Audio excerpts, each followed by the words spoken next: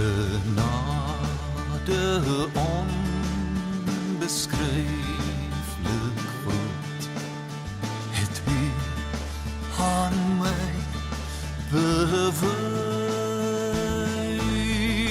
verloren zijn, wegloopkind, weer die vaderhuis. Ek is die naam van 'n kind, nie wat wou self my sake reel,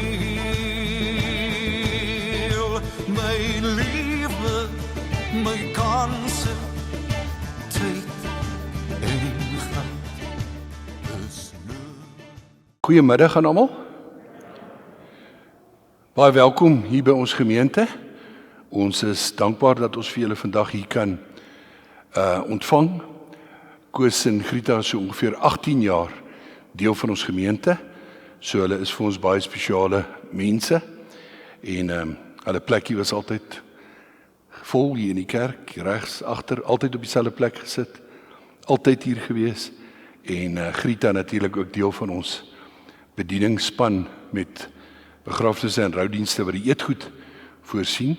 Onthou, almal is genooi vir na die tyd vir 'n koppie tee, koffie of rooibos tee, ietsie om te eet, bietjie tyd saam met die familie deur te bring.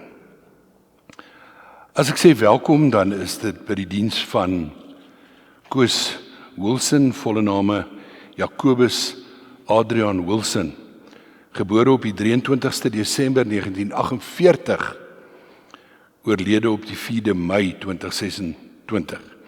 Begrafnisbriefie wat die familie gekies het, dit was in die alwyse raad van ons God en Hemelse Vader so beskik, dat ons geliefde Koos op 4 Mei 2026 sy aardse tentwoning verruil het, vir 'n ewige tuiste, nie deur hande gemaak. Dis 'n beeld wat Paulus gebruik.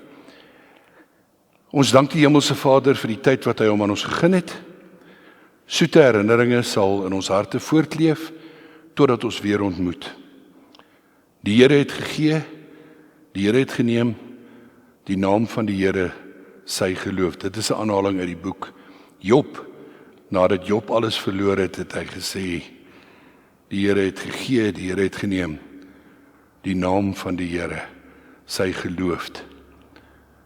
Koos word diep betreur deur sy eggenote, kinders, kleinkinders, familie en vriende.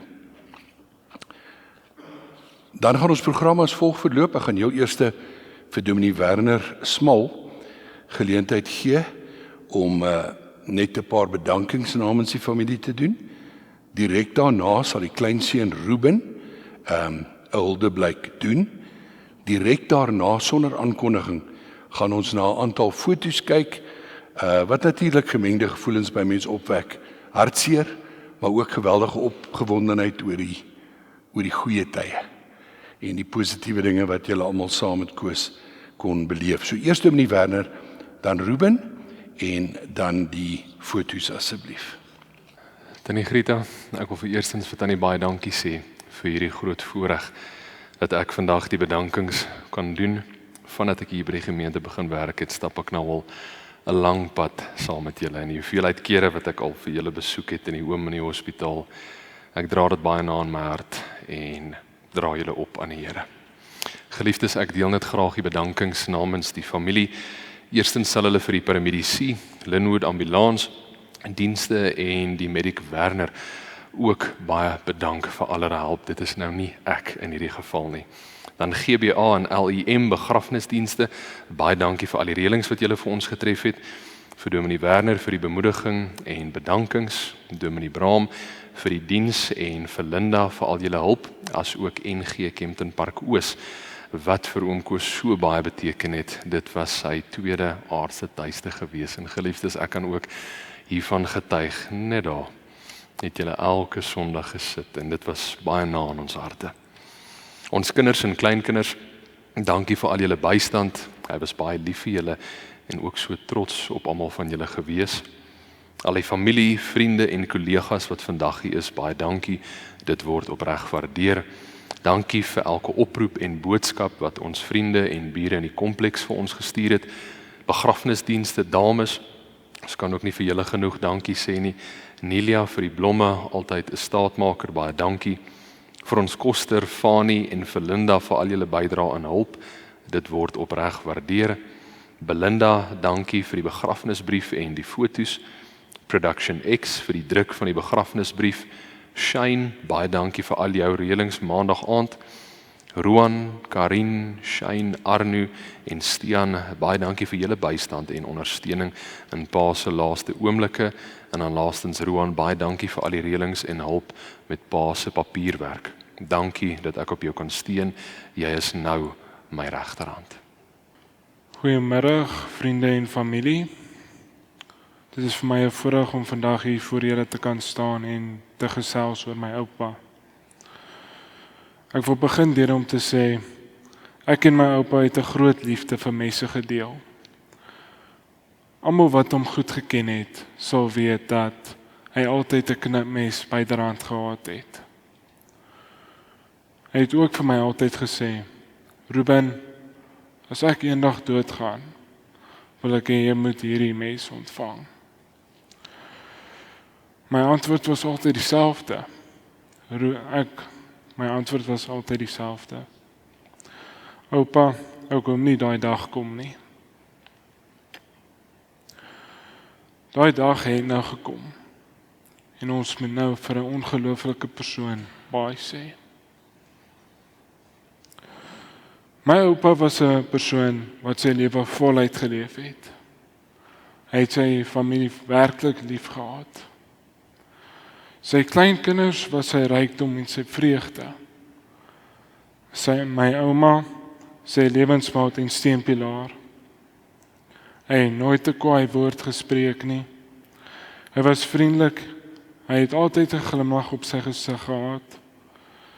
En hy was altyd gereed vir 'n geselsie. Niks was te veel moeite vir hom nie. Hy was ook maar lekker stout. En as my ouma hom beet gekry het, het hy ook so 'n skelm laggie gegee en weggestap, hoogs onskuldig. Hy was permanent sonder sy kierie gevang, en ons het hom gevra, waar is oupa se kierie? En sy antwoord was altyd, ag, hy was seker in die was. En ook met so 'n skelm laggie. My oupa los 'n leemte in elkeen van ons lewens. Maar ek is dankbaar dat die Here vir ons hom geleen het. Ek is dankbaar dat ons hom kon ken, dat hy ons herinneringe vul met soveel vreugde, geluk en liefde. My oupa se plek is nou stil, maar nie lank vergete nie. Hierdie is nie totsiens nie, maar tot weersiens. Dankie.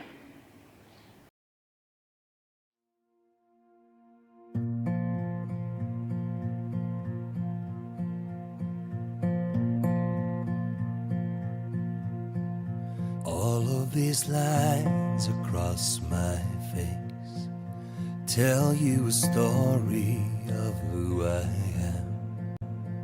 So many stories of where I've been and how I've got to where I am.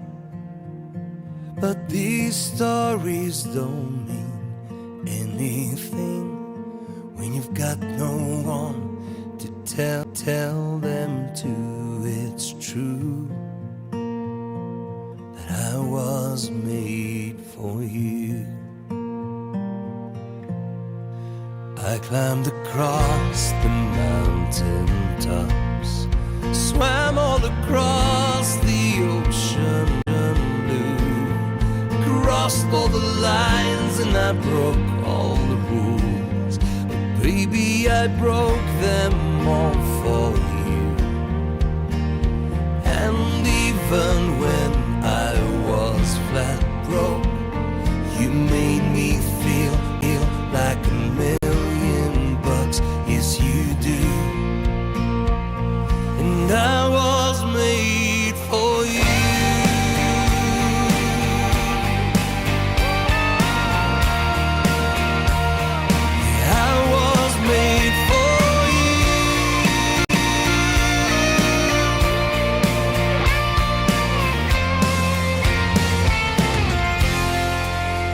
see the smile that's on my mouth.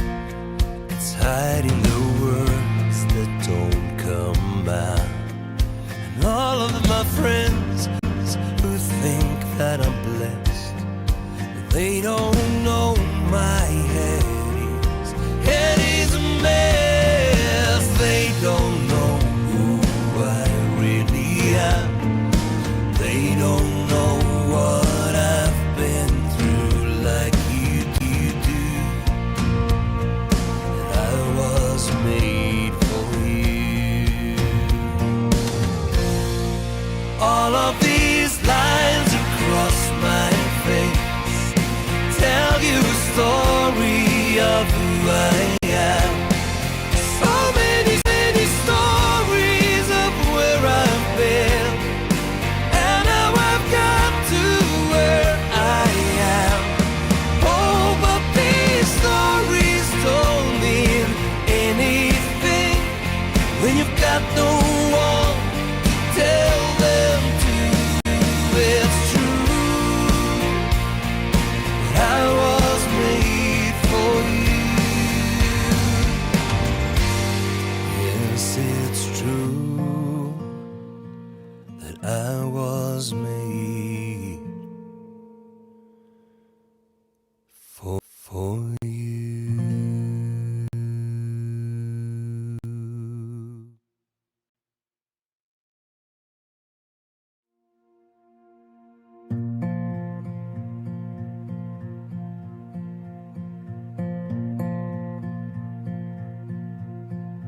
All of these lines across my face tell you a story of who I am.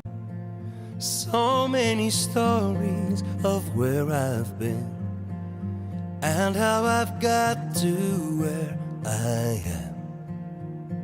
But these stories don't mean anything when you've got no one to tell them to. It's true that I was made for you. I climbed across the mountain tops, swam all across the ocean blue, crossed all the lines and I broke all the rules. But baby, I broke them all for you. And U kan net so bly sit, dan gaan ons saam bid.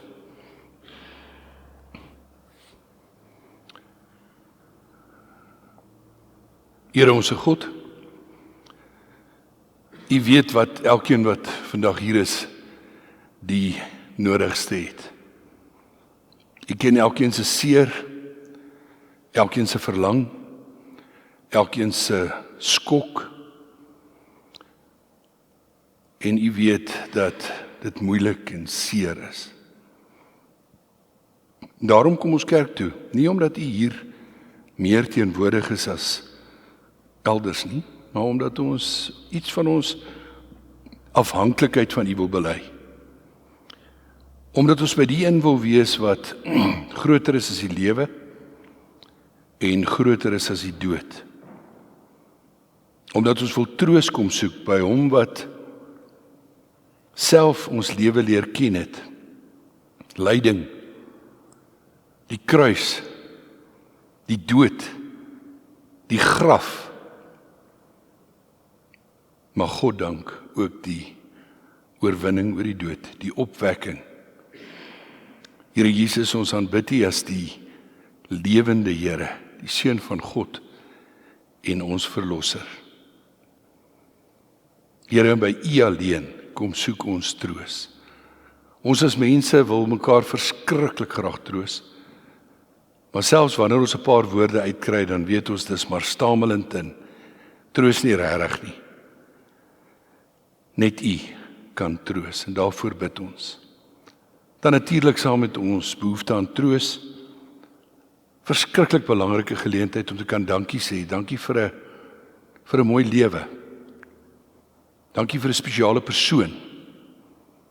Dankie vir kosbare verhoudings. Dankie vir ontelbare, kosbare herinneringe. Dankie vir diep lewenslesse. Dankie vir die geleentheid om mekaar te kon lief hê, mekaar te kon waardeer. En dit alles is genadegawes. Nou wil ons stil word en ons wil graag u woord hoor. Lei ons daarin deur die Gees asseblief. Amen.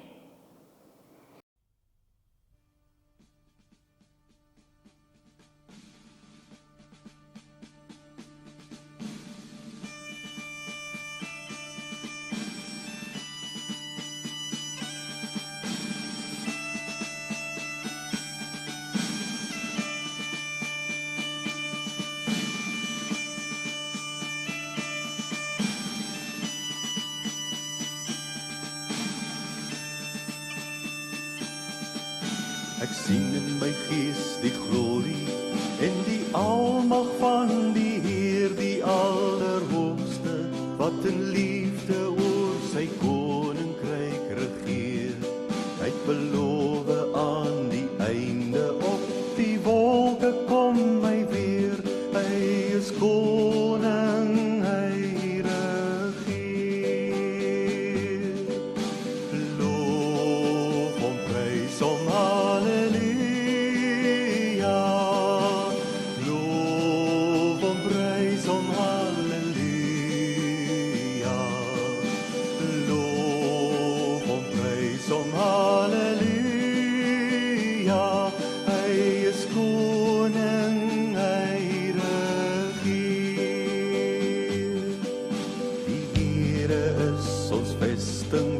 vir altyd sal bly staan.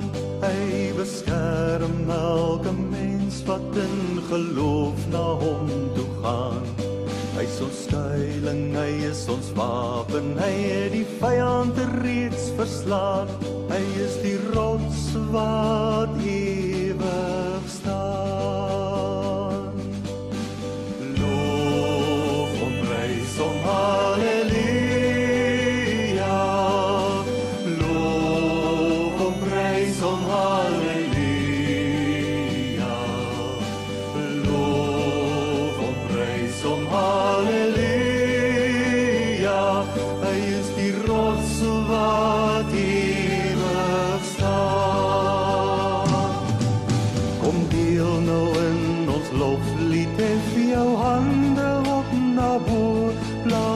Syne slaan op tromme en kom dans voor God se oor.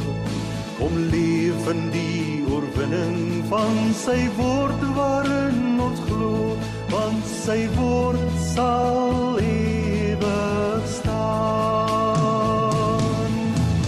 Loof hom, prys hom, halleluja.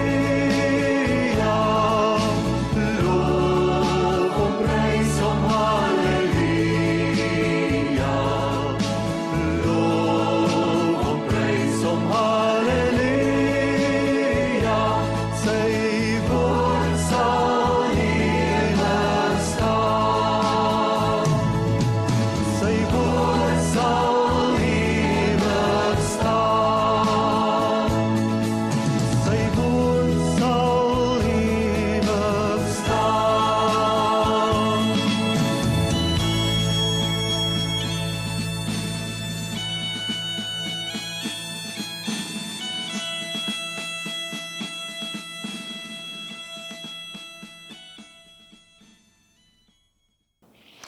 Ons gaan vandag kortliks stil staan by 2 psalms.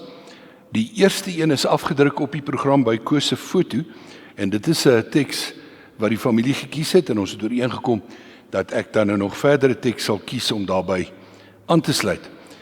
Die teks wat hulle gekies het, Psalm 119 vers 105. U woord is die lamp wat my die weg wys, die lig op my pad. Nou, dit in sigself is 'n pragtige belydenis van Koos se geloof. En ek het vir die familie ook gesê, ek neem dit nooit op myself om hier 'n vreeslike klomp uitsprake te maak oor iemand se lewe nie. Jy weet, party predikante of pastore dink hulle moet iemand salig verklaar en sê hulle is gered, ander moet so 'n bietjie twyfel saai, jy weet, oor hierdie ou of hy gered sal wees, asof dit ooit in ons hande is nie. Maar ek het vir die familie gesê, wanneer ons iets mooi van iemand kon sê terwyl hulle leef, dan moet ons dit ook kan sê by hulle roudiens. So as ek enigiets positiefs of mooi van Koos sê vandag, dan is dit omdat dit waar is en waar was terwyl hy geleef het. En dan wat die geloof aanbetref, as iemand dan nou openlik in God geglo het en in Christus as verlosser geglo het, en dit bely het nie net met hulle woorde nie, maar met hulle lewe. En ek praat nie van 'n verhouding met die kerk nie, ek praat van 'n verhouding met die Here. As iemand dit gedoen het, dan moet ons mos vandag vir mekaar sê, Here, ons dank U dat Koos Wilson 'n gelowige was en dat hy U geken het as verlosser. So U woord is die lamp wat my die weg wys, die lig op my pad. Dan 'n kort inleiding. Inleidend, mense is byna, ek wil amper sê behep met die ouderdom van enige een wat sterf. Ek doen navorsing oor rou, en dit is vreeslik interessant, dat ek sal sê in seker 98% gevalle, as iemand hoor dat jou pa of jou oupa of jou man of jou geliefde oorlede is, dan is die eerste vraag, hoe oud was hy gewees? Nou in Koos se geval 77. Nou, dis nie verkeerd om te vra hoe oud was die persoon nie, wat net die probleem is dat baie mense, die oomblik as jy gesê het hoe oud is iemand, en dis bokant 70 of oor 80 of so, dan maak hulle eintlik aannames en uitsprake van, hy het 'n goeie lewe gehad, of hy het 'n vol lewe gehad. Nou, dis nie altyd waar nie, daar's mense wat 90 jaar en ouer word, wat regtig nie 'n goeie lewe gehad het nie, en nie 'n vol lewe gehad het nie. Daar's mense wat jonk sterf, wat 'n intense goeie en vol lewe gehad het. So ek wil vandag so 'n bietjie 'n ander invalshoek neem as hoe oud was Koos, en die feit dat dit nie die lengte van sy lewe is, die jare van sy lewe is, waaroor ons vandag gaan praat en by stil staan nie. Maar belangriker as 'n lang lewe is 'n geseënde lewe. En een van die plekke in die Bybel, sekerlik nie die enigste nie, maar een van die plekke wat vir my die mooiste is, waar 'n geseënde lewe beskryf word, kry ons in Psalm 128. Ek gaan eers die hele Psalm lees, en dan gaan ons kyk na 4 maatstawwe, wat in hierdie Psalm aangelê word, om te bepaal of iemand se lewe 'n geseënde lewe was. Psalm 128. Dit gaan goed met elkeen wat die Here dien en sy wil doen. Die vrug van jou arbeid sal jy geniet. Gelukkig en voorspoedig sal jy wees. Jou vrou is in jou huis soos 'n vrugbare wingerdstok. Jou kinders is rondom jou tafel soos jong olyfboompies. Kyk, so word die man geseën wat die Here dien. Mag die Here jou seën uit Sion, dat jy die voorspoed van Jerusalem kan aanskou al die dae van jou lewe, en dat jy jou kindskinders, met ander woorde jou kleinkinders, mag sien. Mag daar vir Israel vrede wees.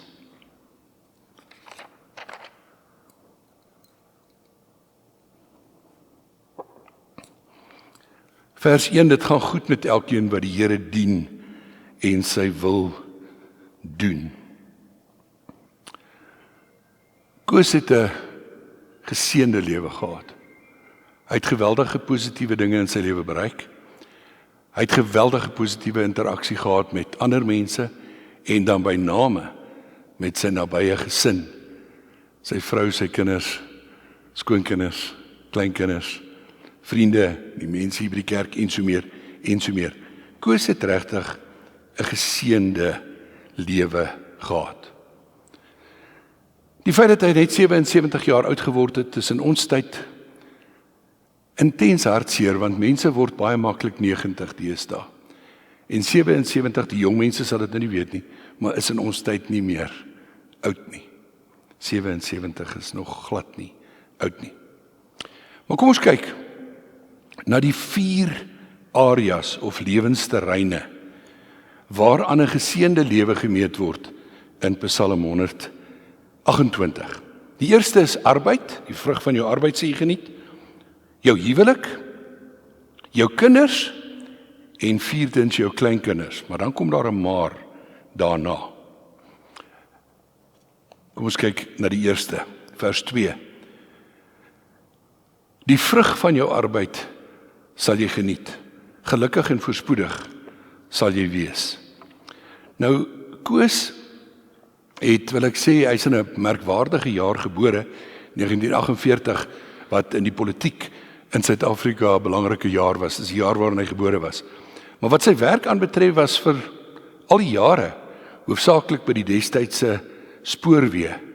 En julle jong mense sal nie heeltemal weet hoe 'n groot kompliment dit is nie. Die spoorweë in Suid-Afrika was een van die grootste en mees suksesvolle fasette van ons samelewing en het werk verskaf aan honderde, duisende mense. En as jy vir die spoorweë gewerk het, my pa het altyd van die South African Runaways gepraat. Die South African Runaways, dan was jy trots en jou werk was jou trots. En Koos het die voorreg gehad om in sy werk eintlik dit ook te kon kombineer met sy liefde vir treine. En eintlik 'n baie sterker term as liefde vir treine, maar sy passie vir die hele vervoerwese en sy passie vir treine.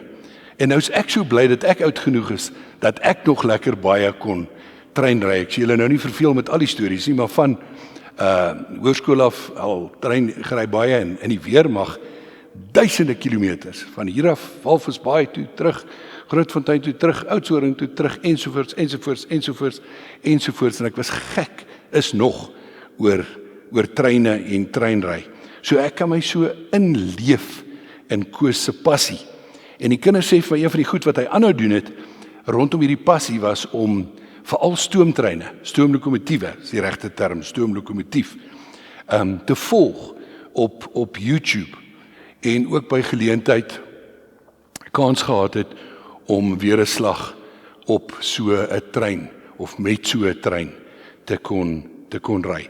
So ek dink in 'n neutedop kan 'n mens sê Koos was gelukkig in sy werk. Hy het die voorreg gehad om 'n werk te doen waarvoor hy 'n passie gehad het en hy het tot aan die einde van sy lewe het hy, soos hierdie Psalm sê, die vrug van sy arbeid geniet. Dan kom ons by die tweede maatstaf van Psalm 128. Jou vrou is in jou huis soos 'n vrugbare wingerdstok. Hier gaan dit oor die seën van 'n spesiale huwelik.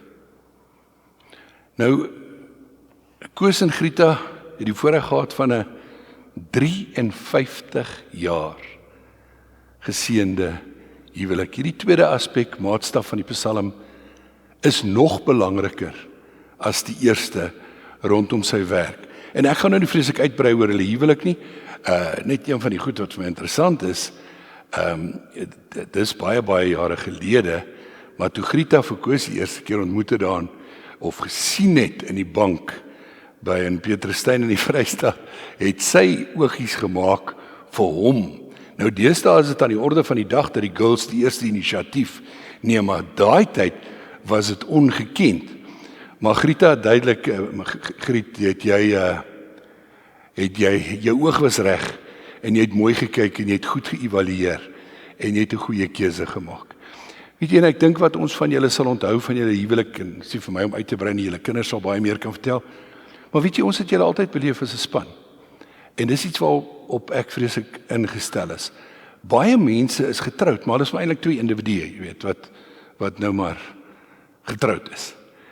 Julle wat altyd oorgekom as 'n span met deernis vir mekaar, ruimte vir mekaar, die liefde tussen julle het uit julle uit gestraal, en die span wees, die saam doen. Dan die derde aspek van 'n maatstaf van 'n geseënde lewe. Ek vry vertaal, die Bybel, die Ou Testament is bietjie chauvinisties geskryf, so ek vertaal die tweede deel van vers 3. Jou kinders is rondom jou tafel soos jong olyfboompies. Dis nou 'n tipiese Bybelse beeld, maar 'n verskriklike mooi beeld dat jou kinders soos olyfboompies rondom jou tafel is. En dis natuurlik nou Karin en Roan en natuurlik nou later Shane en Belinda wat bygekom het as kinders. Nou net 'n interessante opmerking en ek wens ek kon dit met Koos deel. Hier staan nou jou kinders is rondom jou tafel soos jong olyfboompies. Nou op 'n stadium was hulle ook maar tieners. En daar's 'n liedjie geskryf wat voorkom in die fliek Paint Your Wagon waar daar 'n sinsreël in 'n lied is wat sê en na aanleiding van hierdie soos jong olyfboompies om jou tafel is daar die sinsnede in hierdie lied wat sê I talk to the trees but they won't listen to me.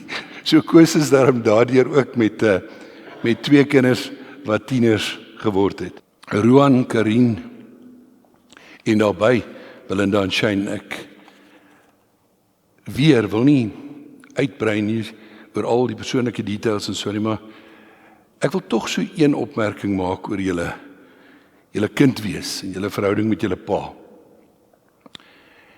En dit is dat ek glo reg deur julle lewe, maar veral nou met sy dood is daar 'n geweldig sterk bewustheid by julle van wat hy vir julle gedoen het, vir wat hy vir julle geleer het en vir wat hy vir julle beteken het. En dit is reg so en dit moet so wees. Ons moet daarop reflekteer dat hy kinders gehad het en dat hy sy kinders vir hom geweldig baie beteken het en dat hy sy verantwoordelikheid nagekom het en vir julle saam met julle maar mooi geleer het. Maar ek sê ons is amper oorbewus van wat hy vir julle gedoen het vandag. En daarom wil ek so die regte spreekwoord is 'n stuiwer in die armbeurs gooi en net sê gun julle self asseblief om ook te reflekteer op wat julle vir hom beteken het. Dit was nooit net 'n eenrigting verkeer nie. Gun julle self om te onthou dat julle ook sy lewe gevul het met vreugde, om rede gegee het om trots te wees, om rede gegee het om dankbaar te wees. Ja, julle het nou al self kinders, so julle kan self so bietjie julle indink hoe belangrik ons kinders vir julle is. Maar onthou dat julle Koos en Grieta se kinders is en dat julle sy lewe verryk het. Weet jy, partykeer was dit sekerlik net met 'n drukkie. Partykeer met 'n oproep of 'n WhatsApp, Karin, nog 'n WhatsApp op daai laaste aand, kort voor hy gesterf het. Hy was bevoorreg. Julle het sy lewe volgemaak. Dan die 4de maatstaf, volgens die Psalm, dat jy die seën sal beleef daarvan om jou kindskinders te sien. Beter vertaal met jou kleinkinders te sien. Nou hier's 4 van hulle, ek het maar die name gelees, Arno en Stian en dan nou Ruben en Carla. Ek wil 2 goed sê oor oupas en oumas en kleinkinders. Die eerste wil ek ook weer die klem laat lê op die feit van wat hy vir julle beteken het. Daar's geweldig baie navorsing gedoen oor kinders wat 'n goeie verhouding gehad het met 'n oupa en 'n ouma of 'n oupa of 'n ouma of die alternatief glad nie. En reg deur die bank is kinders wat groot geword het met 'n goeie verhouding met 'n oupa en 'n ouma het 'n beter lewe. Hulle is meer gebalanseerd. Hulle is gelukkiger in die lewe. Hulle het 'n vaster basis in die lewe. So om 'n oupa soos Koos te kon gehad het en 'n ouma soos Grieta is 'n besondere voorreg en het 'n geweldige vormende impak op julle lewe gehad. En ek wil in een sinnetjie sê, wat is dit wat die navorsing sê wat die belangrikste enkele aspek is van wat 'n oupa en 'n ouma vir 'n kleinkind beteken? Ek wil eers die Engelse term gebruik. Unconditional acceptance. Oupas en oumas gee onvoorwaardelike liefde. Hulle is lief vir jou, maak nie saak. Ek het daar 'n bietjie my ore ingegroei. Maak nie saak of jy klein is en jy het bakore of jy het wat baie kinders baie aanvoers, proete en rooi hare en ek weet nie. Jy's net jou oupa en ouma. Jy's net vir hulle die mooiste en die beste wat daar is. Unconditional acceptance. So oupa het 'n geweldige rol in julle lewens gespeel. En die goeie nuus is, die dood kan nie dit wegvat nie. Die dood kan nie dit wegvat nie. Dis binne in julle en is deel van wie julle is. Maar kom ek sê vir julle dat kleinkinders ook 'n onbeskryflike rol speel om oupas en oumas se lewens te verryk. Nou julle weet ek's 40 jaar in die gemeente. Ek kan nie vir julle sê hoeveel mense het ek beleef wat oupa en ouma geword het nie. En ek het al die jare gedink, weet jy, dis 'n wraggiese oordoenery. Oupas en oumas is behep met hulle kleinkinders en wil jou al die foto's wys en al die stories vertel en ek het regtig gedink, dis oordoen en ek gaan 'n baie meer gebalanseerde oupa wees. Dit werk nie so nie. Daar is geen manier wat jy vir iemand wat nie 'n oupa en 'n ouma is, kan beskryf wat kleinkinders in jou lewe doen en wat se plek hulle in jou lewe vul nie. Daar is nie woorde om dit te beskryf nie. En om dit vir iemand te verduidelik wat nie self 'n kleinkind het nie, jy mors jou tyd en jy mors jou asem. Goed. Ek sal by die tee daar agter beskikbaar wees met my selfoon. Ek het so 350 foto's van my 3 kleinkinders wat ek graag met julle sal wil deel en dan 'n paar stories. 'n hele paar stories, maar nou. Ek wil net vir julle 4 kleinkinders sê, oupa was geseënd om julle te hê. Julle het sy lewe verryk en volgemaak. Na alle aanduidings volgens Psalm 128 het Koos Wilson 'n geseënde lewe gelei. Dit gaan goed met die een wat die Here dien en sy wil doen. Die vrug van jou arbeid sal jy geniet. Gelukkig en voorspoedig sal jy wees. Jou vrou is in jou huis soos 'n vrugbare wingerdstok. Jou kinders is rondom jou tafel soos jong olyfboompies. Kyk, so word die man geseën wat die Here dien. Mag die Here jou seën uit Sion dat jy die voorspoed van Jerusalem kan aanskou al die dae van jou lewe en dat jy jou kinders, jou kleinkinders mag sien. Maar dan is daar 'n maar. 'n groot hoofletter maar. Waarby ons vir 'n oomblik moet stil staan. Paulus in 1 Korintiërs 15 vers 19 sê, dit is eintlik skokkende woorde. Hy sê as 'n geseënde lewe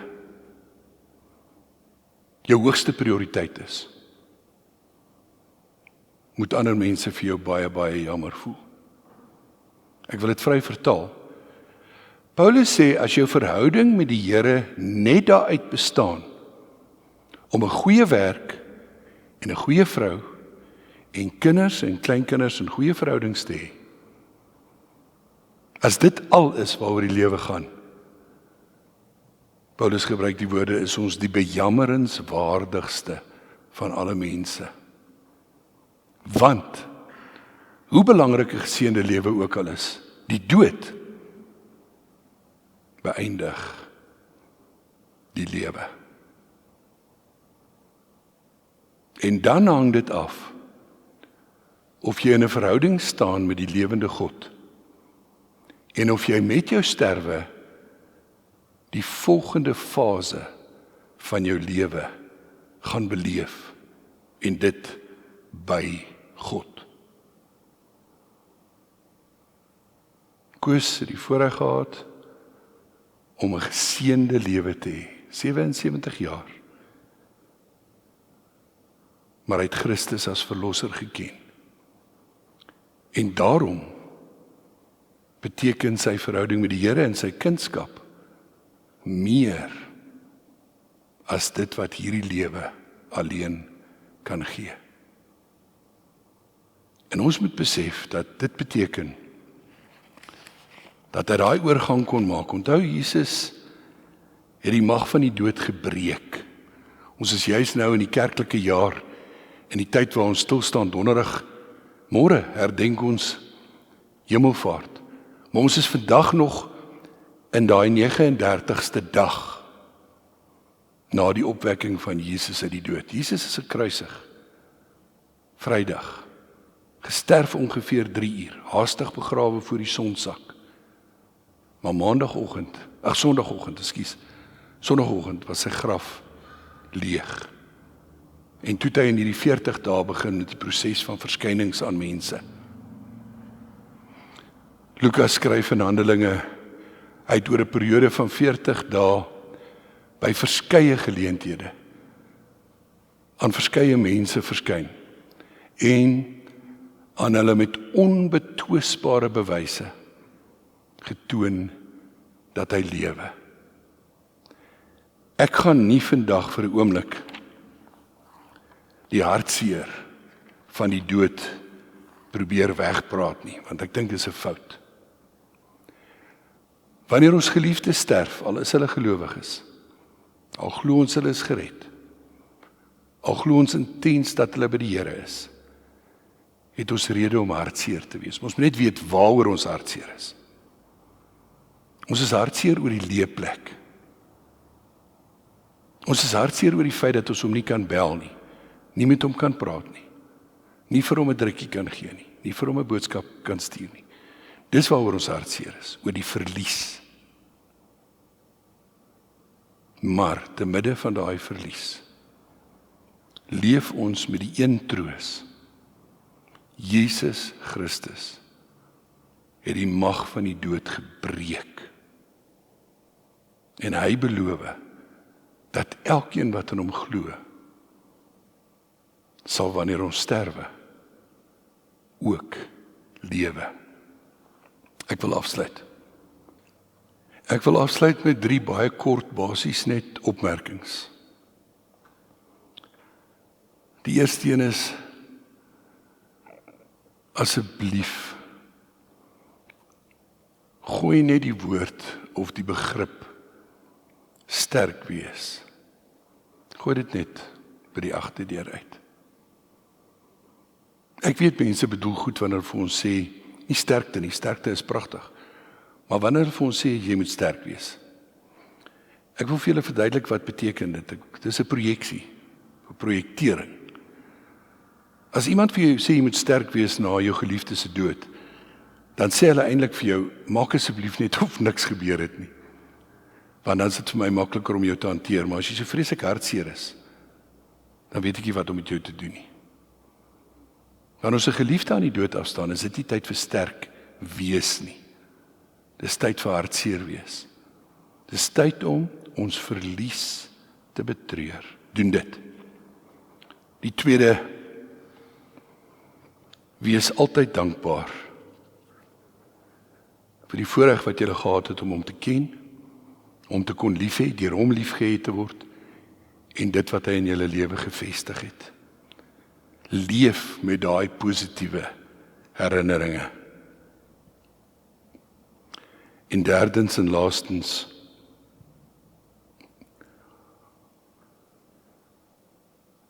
iets wat ek nooit doen nie, en ek sal dit ook nie vandag doen nie. Party predikante en pastore by 'n roudiens hanteer mense asof hulle skape is, wat vir 'n uur lank vasgekeer is hier in die kerk. En dan probeer hulle mense bekeer. Gewoonlik met deur vrees in te boesem. Onthou, ons gaan nie almal 77 word nie. Party van ons gaan dalk nie eers 57 word nie. Jy weet, jy kan môre dood wees en jy kan nie vandag uit die kerk uitgaan as jy nie jou saak met die Here reggemaak het nie. Ek dink dit is absurd om dit te doen. En ek dink om vrees te gebruik as 'n motief oor hoekom jy in Jesus moet glo, is, ek herhaal, absurd. So ek sal dit nie doen nie. Wat ek wel sal doen, is om jou te herinner, dat jy vandag, wie jy ook al is, en wat jou agtergrond ook al is, en wat jou geloof ook al is, jy het vandag weer gehoor, dat Jesus Christus 2000 jaar gelede geleef het, gekruisig is, gesterf het, en tot op daai punt, ekskuus, kan jy kontroleer, tot op daai punt dat Jesus gebore is, gelewe het, gekruisig is, gesterf het en begrawe is, tot op daai punt, is jy nie afhanklik net van die Bybel nie. Jy kan dit gaan kontroleer in die Joodse geskiedenis. Daar word erken dat die rabbi Jesus het daai tyd geleef, hy het dit geleer, daar was sprake dat hy die verwagte Messias uit die Ou Testament was. Die Joodse leiers het hom veroordeel en hom laat kruisig. As die Joodse geskiedenis nie vir jou genoeg is nie, kan jy die Romeinse geskiedenis gaan lees. Daar is rekord gehou. Daar was hierdie man in Jerusalem, in die tyd toe Pontius Pilatus die gouverneur was, wat aangekla is vir godslastering, of dat hy gesê het hy's 'n koning, en wat deur Pontius Pilatus oorgelewer is, om gekruisig te word. Maar vir die volgende deel, sal jy nie kry in die Romeinse geskiedenis nie, en ook nie in die Joodse geskiedenis nie. Jy sal wel verwysings kry dat daar sprake was, maar net in die Nuwe Testament sal jy kan lees, hy is op die Sondagoggend opgewek uit die dood. Hy leef, hy het aan meer as 500 mense verskyn in 40 dae, en hy is lewend in die hemel opgeneem. So, treur oor jou verlies, wees dankbaar vir die voorregte wat jy gehad het, en besluit op jou eie tyd, want dit lê tussen jou en die Here. Besluit op jou eie tyd of die storie van Jesus net 'n storie is, en of dit jou realiteit is. En dan glo jy en hou jy vas aan Jesus se belofte in Johannes 11. Ek is die opstanding en die lewe. Wie in my glo sal lewe, ook al sterwe hy. Amen. As 'n paar oomblikke geleentheid vir stil gebed.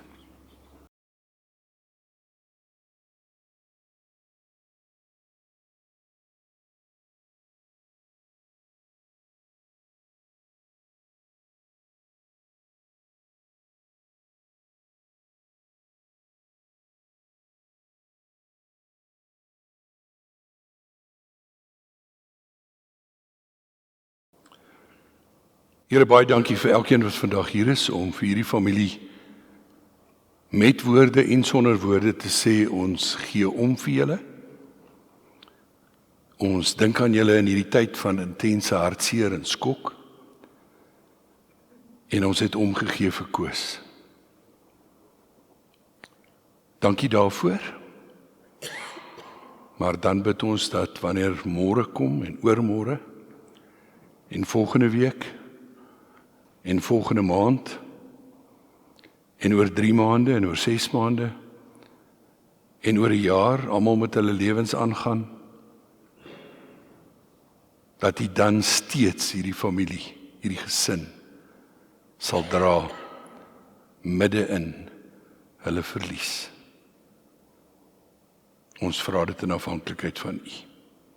Hoor ons asseblief. Amen.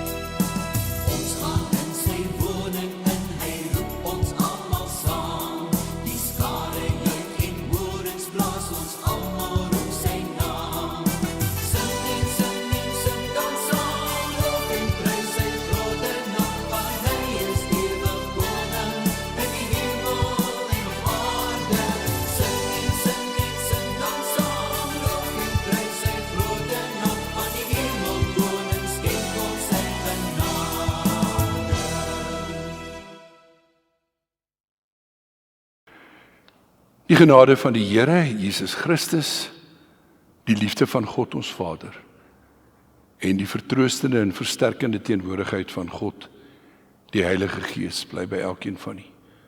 Amen.